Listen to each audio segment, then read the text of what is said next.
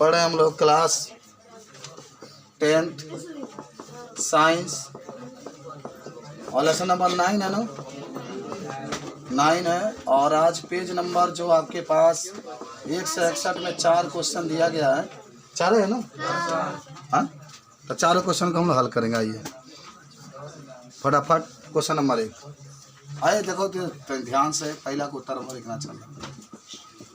पहले आपको बता दो कि पहला प्रश्न क्या कह रहा है। देखिए कि मेंडल ने, ध्यान से तनी, मेंडल ने अपना प्रयोग कर कि जब किया तो उससे कैसा पता चला कि कौन लक्षण प्रभावी है अथवा अप्रभावी है। मान मेंडल के प्रयोगों द्वारा कैसे पता चला कि लक्षण प्रभावी है कि अथवा अप्रभावी है। तो सुनो ध्यान से उत्तर इसका, खूब बढ़िया सुनो, दिल खोल कर एकदम याद कर लो। मेंडल ने अपना जब प्रयोग किया था तो उसमें एक विपरीत लक्षण को लिया था, एक प्रभावी लिया था और क्या किया था अप्रभावी। प्रभावी में लंबा ले लो, अप्रभावी में क्या ले लो बावना। और जब उसके बीच में संकरण कराया, क्या कराया, तो F1 पीढ़ी में जो दिखाई दिया वो केवल प्रभावी ही दिखाई दिया। यानी F1 पीढ़ी में जो संतान बना वो लंबा बना। जब लंबा बना तो पहला भी तो लंबा प्रभावी माना था, और F1 में भी कैसा बन रहा है, लंबा ही बन रहा है, तो अभी प्रभावी होगा। तो इस तरीके से हम जान जाते हैं कि F1 पीढ़ी में प्रभावी लक्षण ही गया है। तो जब वो प्रभावी लक्षण के बारे में वो मेंडल ने बता दिया, और जो नहीं दिखाई देता उसे क्या कहते हैं, अप्रभावी लक्षण। समझे बात को। जैसे एक लंबा पौधा लीजिए, एक बावना पौधा लीजिए, माने मेंडल के अनुसार, और उसके बीच में संकरण कराइए, तो जो संतान बनेगा वो F1 पीढ़ी में बनेगा और हमेशा लंबा ही बनेगा। तो लंबा प्रभावी हो जाता है, वो दिखाई देता है, लेकिन बावना नहीं दिखाई देता तो क्या बन जाता है, अप्रभावी होता है। तो लिख लो इसके बारे में।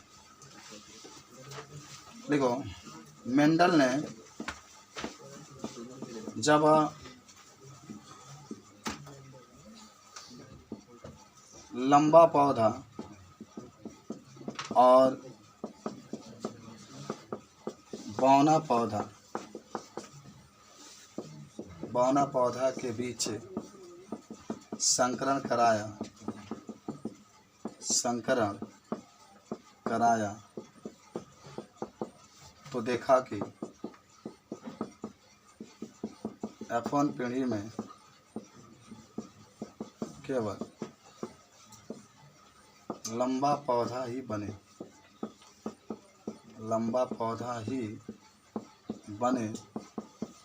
जो प्रभावी होता है तथा बौना पौधा नहीं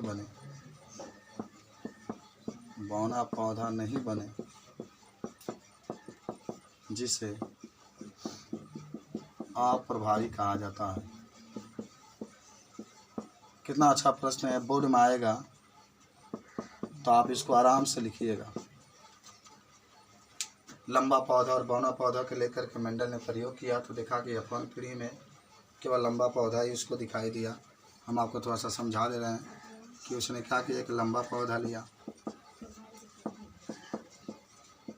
और उसके लिए उसके अनुसार ये प्रभावी था, और एक बौना पौधा लिया,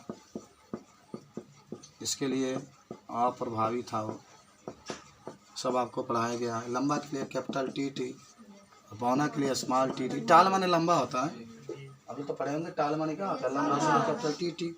संकलन कराएगा, देखो ये क्रॉस हो रही है इसमें, ये जो बना है कैपिटल टी स्मॉल टी, इसी को पृथक्करण का नियम कहते हैं। इन दोनों टी में से एक टी जाएगा, उन दोनों टी में से एक टी जाएगा। समझ रहे बात को। हम इसको कहते हैं कि ये भी लंबा पौधा बना, लंबा का बना पौधा बना, और यही प्रभावी होती है। बौना तो दिखाई नहीं देगा तो अप्रभावी होती है, और ये हमारा होता है F1 पीढ़ी।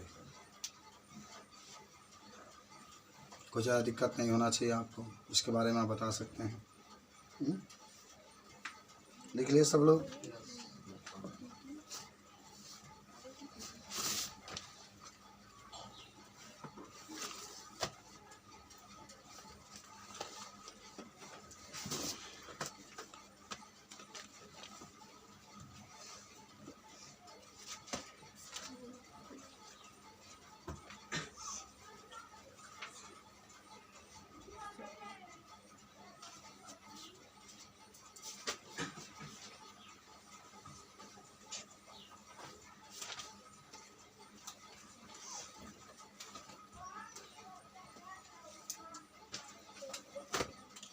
मिटा दें।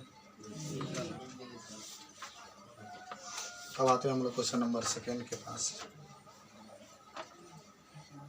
कह रहा है कि मेंडल के प्रयोग से कैसे पता चला कि विभिन्न लक्षण स्वतंत्र रूप से वंशानुगत होते रहते हैं। देखेंगे मेंडल ने अपना प्रयोग करने के लिए, आप पढ़े होंगे कि कुछ प्रयोग किया था, उसके बाद से बताया था कि कैसे लक्षण माने एक पीढ़ी से दूसरे पीढ़ी में क्या करते हैं, जाते हैं। मिटाएं इसको। चलिए पहले समझिए इसको। क्वेश्चन नंबर 2 को था। क्वेश्चन नंबर 2 थोड़ा सा मुश्किल है, बाकी 3-4 बहुत आसान है, इसको रहने दीजिए। देखो हम आपको बता दें, यही से समझिए, यही थोड़ा समझ लीजिए आप सभी लोग। ये लंबा पौधा है और ये बौना पौधा, चलो सब लिखा है, और आपको कैपिटल टी स्मॉल टी प्राप्त हुआ है। चलिए पौधा लिख लीजिए। और क्या हो रहा है यहाँ पर, स्वपरागण आप कराएंगे। क्या कराएंगे? स्वपरागण का मतलब जानते हैं ना, जौन बाटे वही से गुणा कर दिले दोबारा। समझ रहे बात को? आप बताओ का। अब देखो यहाँ पर बना रहे हैं, का आपको प्राप्त होगा। ये कैपिटल टी स्मॉल टी, यहाँ पर एक और खींच लीजिए, कैपिटल टी स्मॉल। तो ये कैपिटल टी तो कैपिटल टी होगा, कैपिटल टी स्मॉल टी, हाइयो कैपिटल टी स्मॉल टी, और दोनों स्मॉल टी हो जाए। अच्छा जरा तुम दिमाग लगाओ, क्या हमने देखा कि F1, देखो इसको F2 पीढ़ी कहते थे, ध्यान रखना, F2 पीढ़ी। जब हमने ये देखा, क्या देखा इधर से हम बताते हैं। हमने ये देखा, आप लोग देखिए कि एक लंबा पौधा लिए कैपिटल टी और एक बौना पौधा लिए स्मॉल टी, और इसके बीच हमने संकर कराया था। F1 पीढ़ी में केवल लंबा पौधा मिला था, मिला ना, बौना तो दिखाई नहीं दिया। लेकिन जरा देखो, जब हमने F1 पीढ़ी में जो पौधा प्राप्त हुआ है कैपिटल टी स्मॉल टी, इसके बीच में स्वपरागण कराया। जब इस स्वपरागण की बात होगी, जौन बा तौने से वो गुणा कर दीजिए, तो हाई जौन बा यहाँ पे कैपिटल टी स्मॉल टी अलग अलग हो जाएगा, और ये वाला नीचे लिख देना। टी से कैपिटल टी के गुणा कैपिटल टी में करोगे तो कैपिटल टी, फिर कैपिटल टी के गुणा स्मॉल में करोगे तो कैपिटल टी स्मॉल, फिर स्मॉल का गुणा टी में करोगे तो पहले कैपिटल है लिखना, चाहे आगे हो चाहे पीछे हो, ठीक है, और दोनों स्मॉल टी। तो आपने F2 पीढ़ी में क्या देखा कि चला यहाँ बौना पौधा भी बन गया। F1 में नहीं था, प्रथम पीढ़ी में नहीं आया, लेकिन तृतीय पीढ़ी में देखो ये आपका क्या हो गया, आ गया। तो लोग ना कहला कि इनके गुण इनका बाबा से मिला था, तो बाप में ना आई रहा, जब बाप पैदा भेल तो ना आई, लेकिन बाप और माई के बीच में जब जन्म भेल तो जब बाबू पैदा भेल तो गुण बाबा के गुण से मिला था, यानी सीधे ही से मिला था। तो बाबे न भेल हो, अरे है दुनिया जन्म के तो ये लड़का भाई, तो ये लोग लड़का भाई आई, जब अपन काम करे लगे तो हमनी के भाई नहीं जानते, हमनी के है बाबा भैल, चाहिए भाई जो भी भाई। तो इसका लक्षण देखिए, F2 पीढ़ी में बौना नहीं दिखा दिया, लेकिन F1 पीढ़ी में, लेकिन F2 में आपको बौना दिखा दिया था। तो एकरे कहा जाए, जानते हो का, वंश। क्वेश्चन आप समझो, क्वेश्चन कह रहा है कि मेंडल के प्रयोग में कैसे पता चला कि विभिन्न लक्षण स्वतंत्र रूप से वंशानुगत होते हैं। वंशानुगत को तो जानते हैं ना, एक वंश से दूसरे वंश में जाते रहते, देख रहे हैं ना। तो एक वंश से दूसरे वंश में यहाँ पर ट्रांसफर हो रहा है कि बौना पौधा क्या हो रहा है, बना है। लंबा तो देखो यहाँ भी बना है, यहाँ भी बना है ना। अच्छा कैपिटल टी रहेगा तभी लंबा ही कहेंगे, लेकिन शुद्ध लंबा कहेंगे आप इसको। कैपिटल टी रहेगा तो क्या कहेंगे, शुद्ध लंबा। आइए कैपिटल टी स्मॉल टी बा तो के बौना लंबा कहेंगे या संकर लंबा। कल की देखेंगे मेंडल ने दूसरा का उत्तर है बाबा, मेंडल ने अपने प्रयोग से यह देखा कि आनुवांशिक लक्षण माने आनुवांशिक लक्षण एक पीढ़ी से दूसरे पीढ़ी में जाते रहते हैं। एक पीढ़ी से दूसरे पीढ़ी में जाते रहते हैं। किसने देखा, मेंडल। बस हो गया, उदाहरण आप लिख लीजिए।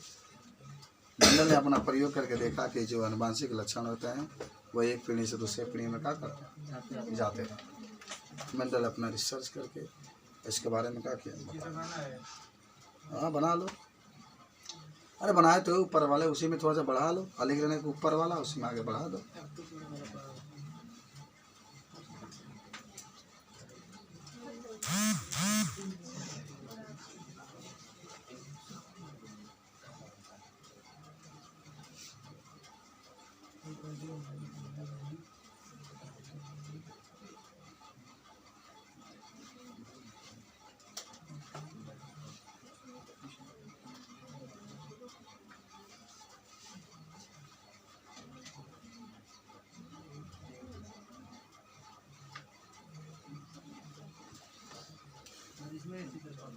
ये वाला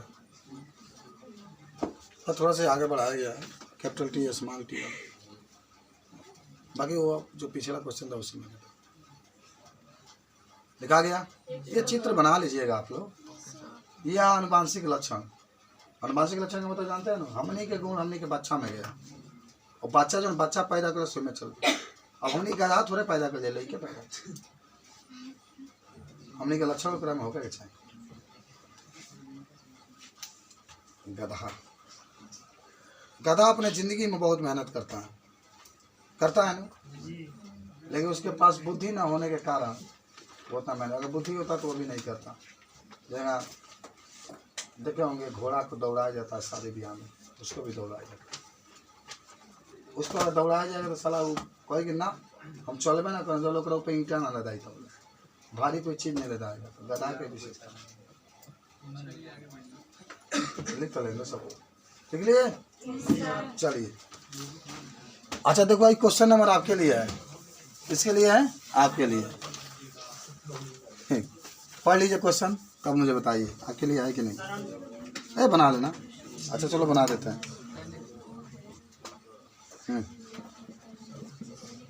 हो गया,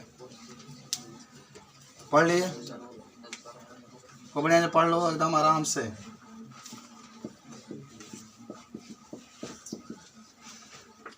सुनो, कह रहा है कि एक पुरुष है जिसका रुधिर वर्ग ए है, स्त्री का मतलब, और एक स्त्री के साथ उसकी शादी होती है जिसका रुधिर वर्ग ओ है।